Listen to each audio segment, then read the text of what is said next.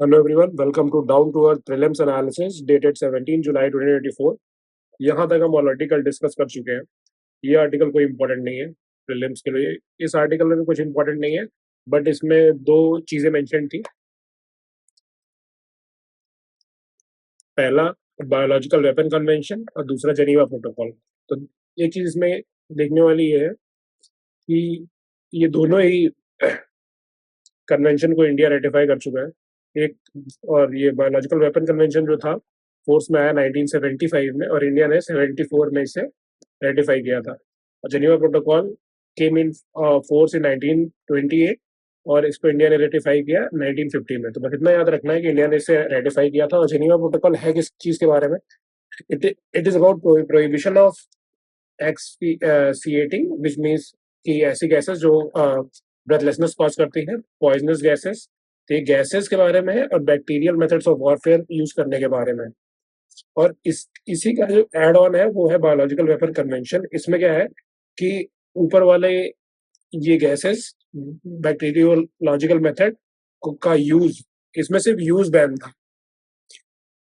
और इस वाले आर्टिकल में क्या कर दिया गया है, यूज के अलावा उसकी स्टॉक पाइलिंग, उसका डेवलपमेंट और उसका एक्विजिशन, उसका रिटेंशन, मतलब उसके अलावा ही बहुत ज्यादा। ऐसे याद रखिए कि इसमें जेनीवा में यूज बैन था और इसमें यूज के अलावा बहुत एक्स्ट्रा चीजें भी बैन थी। और इंडिया ने दोनों को रेटिफाई कर रखा है। और दूसरी चीज जो इसमें इंक्लूड हुई थी कि वायरसेस का जेनीवा प्रोटोकॉल में क्लियरली मेंशन नहीं था, तो वायरसेस को बायोलॉजिकल वेपन कन्वेंशन में इंक्लूड कर दिया गया था, बायोलॉजिकल एजेंट्स में। और इसमें ऑल्सो ये था कि टॉक्सिन्स और एजेंट्स जो कि जेनेटिक इंजीनियरिंग से प्रोड्यूस किए गए हैं उसे भी ऐड कर दिया गया। तो बस इतना याद रखना, जेनीवा प्रोटोकॉल का एड ऑन जो है बायोलॉजिकल वेपन कन्वेंशन है, जिसमें कुछ एक्स्ट्रा चीजें हैं जेनीवा प्रोटोकॉल के अलावा। नेक्स्ट आर्टिकल पे चलते हैं। नेक्स्ट आर्टिकल में एक टर्म मेंशन है, प्राइवेट माइक्रो एनवायरमेंटल। प्रीलिम्स के पर्सपेक्टिव से इंपॉर्टेंट हो सकता है। इसका मतलब क्या होता है? To create such private spaces which allow only those individuals who pay higher for the ecosystem service.